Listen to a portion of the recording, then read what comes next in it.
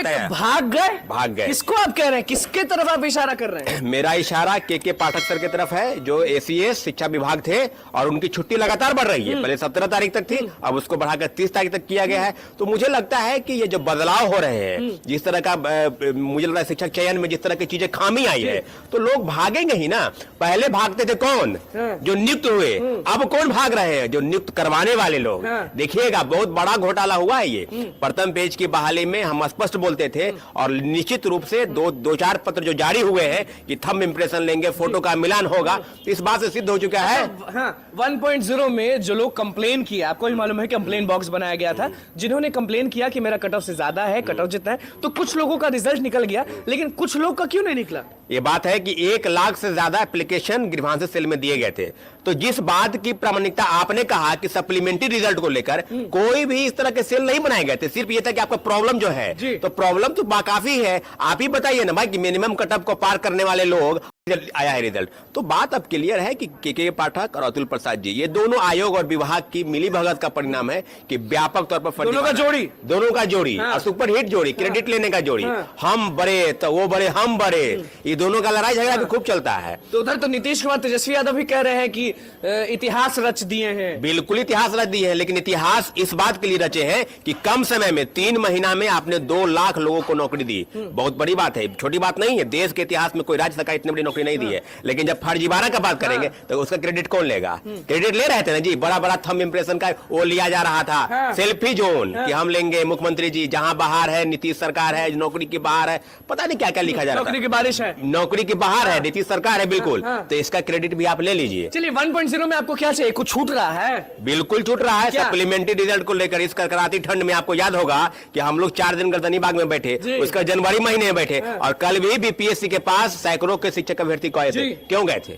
आप जवाब नहीं दे पा रहे हैं। आपने जो वादा खिलाफी किया, आप देखे होंगे कि 25 अक्टूबर के ट्वीट के हवाले को बड़े बड़े स्लोगन में लिखाए थे, ड्रॉप आउट को बाहर करेंगे, मल्टीपल रिजल्ट को बाहर करेंगे, और आपने क्या कर दिया? घोर मट्ठा कर दिया। 4700 के शिक्षा अतुल प्रसाद जी 47 है वो।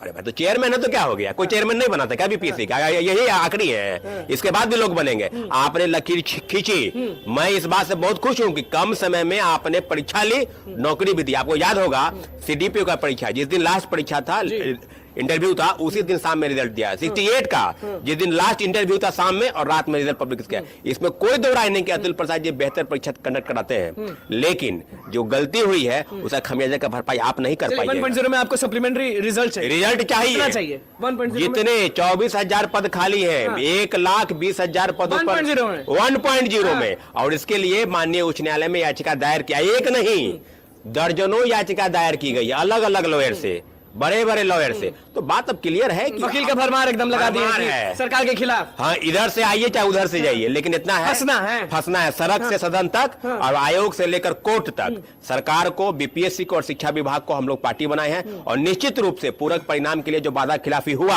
आपको कोर्ट में जवाब देना पड़ेगा। क्योंकि आप ही के कहने पर संवैधानिक पद पर बैठा कोई व्यक्ति अगर कहे और अपनी बात से पलटी मार दे, आप लीडर नहीं है। लीडर की तो कई बात होते हैं कि हम आएंगे तो 15 लाख नौकरी दे देंगे, हम आप अकाउंट आप नेता नहीं है, लेकिन मुझे लगता है कि आप नेता बनने की कोशिश कर रहे हैं। चलिए 1.0 का तो आप बता दिए कि इतना सीट खाली है, इतना दीजिए, ये घपला हुआ है, वो घपला हुआ है। 2.0 में क्या दिक्कत हो गया? जो नियुक्ति पत्र बटा वो बेकार है। जो सेकेंड फेज की बहाली में भी 1,20,000 पदों पर अभी तक 93,000 लोगों को जी नौकरी की बात हुई है।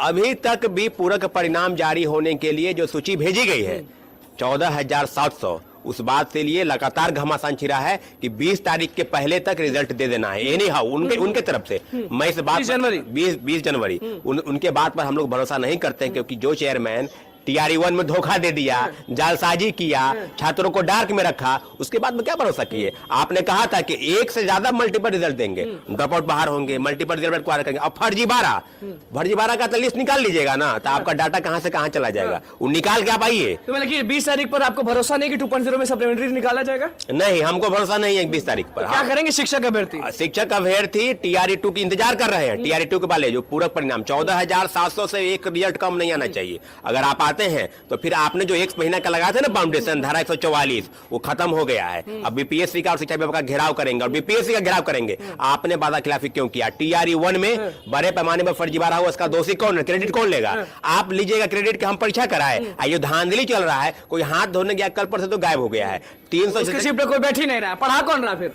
वही तो मुझे तो हंसी आती है इन लोगों पर कि छठे चरण में 70,000 शिक्षक गायब हैं, वो पढ़ा रहे हैं 4-5 साल से।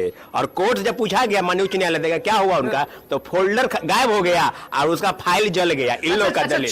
चोर अगर भागता है तो पुलिस पकड़ लेती है। शिक्षक यहाँ भाग रहे हैं, अभी उस दिन बोल रहे थे कि चोर है, ये है, वो है, तो इनको पकड़ क्यों नहीं कोई रहा है? देखिए ये जो फर्जीवाड़ा हुआ है बिहार में, मुझे लगता है कि नौकरी पकड़ के दी जा रही है। सीटेट फेल, एसटीटी फेल, फर्जी तो आप पकड़ लिए। आज जब आप पकड़ा गया तो भाग गया, रिजाइन नहीं दिया है, वो सिर्फ भागा है। अब फिर आएगा 2 महीना के बाद। प्रिंसिपल से तो पूछा जा रहा है ना कि यही लोग पढ़ा रहा था, तो प्रिंसिपल सेट हो जाएंगे। प्रिंसिपल का क्या? प्रिंसिपल भी फर्जी तरीके से नियुक्त होंगे, वैसा ही प्रिंसिपल होंगे जो फर्जी तरीके से नियुक्त होंगे। तो बिहार में कई हजार फर्जीवाड़े तरह से नियुक्त होने वाले शिक्षक बहाल हो चुके हैं। 1 खत्म नहीं हुआ, 2 खत्म नहीं हुआ, लोग 3 का गुण गा रहे हैं, तो 3 में क्या होगा? ये लोग 3 नहीं होने दीजिए। ये लोग क्या कर, सेकेंड फेज की सीट बचाकर थर्ड फेज में ये लोग सिर्फ सीट का घोटाला कर रहे हैं। सीट घोटाला कुछ है नहीं। आपने कहा ना 28,800 प्रथम फेज में नियोजित पास किए।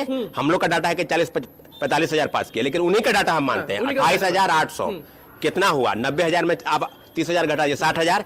कई हजार फर्जीवाड़ा है जो भागा फिर रहा है। कितना पर आ गया? आप डंका मत पीटिए 1,20,000 का, सीधे सीधे बताइए कि आपने कितने लोगों को नौकरी दी है। नौकरी तो इतनी मिली है कि पूरा देश गुणगान कर रहा है। नो डाउट माननीय मुख्यमंत्री जी के दिशा निर्देश के बाद किनको नौकरी मिली है? फर्जी वाले को, जो चोर डकैत जो जालसाजी करके शिक्षक बनाए उन लोगों को नौकरी मिली। आपने ये क्यों बात बोला कि 144 हट चुका है, बीपीएससी घेर लेंगे? बिल्कुल घेरेंगे। घेर के क्या मिलेगा? घेर के वही मिलेगा जो आपने वादा खिलाफी किया। आपने कहा कि 14,700 रिजल्ट देंगे, तो टीआरई 2 के लोग इंतजार करेंगे ना। आपने फिर उसमें से घपला करने का प्रयास किया, तो क्या लगता है कि धारा 44 जिंदगी भर धारा 44 लगेगा?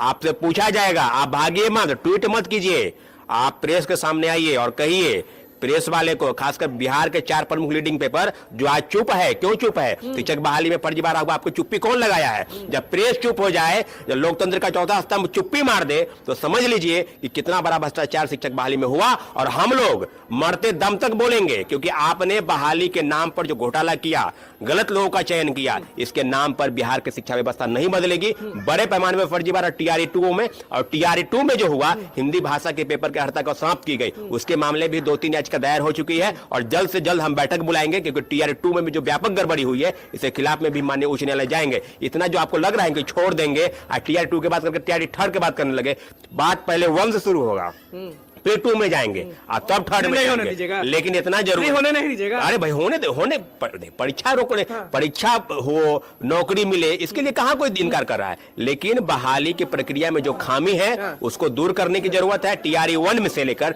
टीआरई 2 तक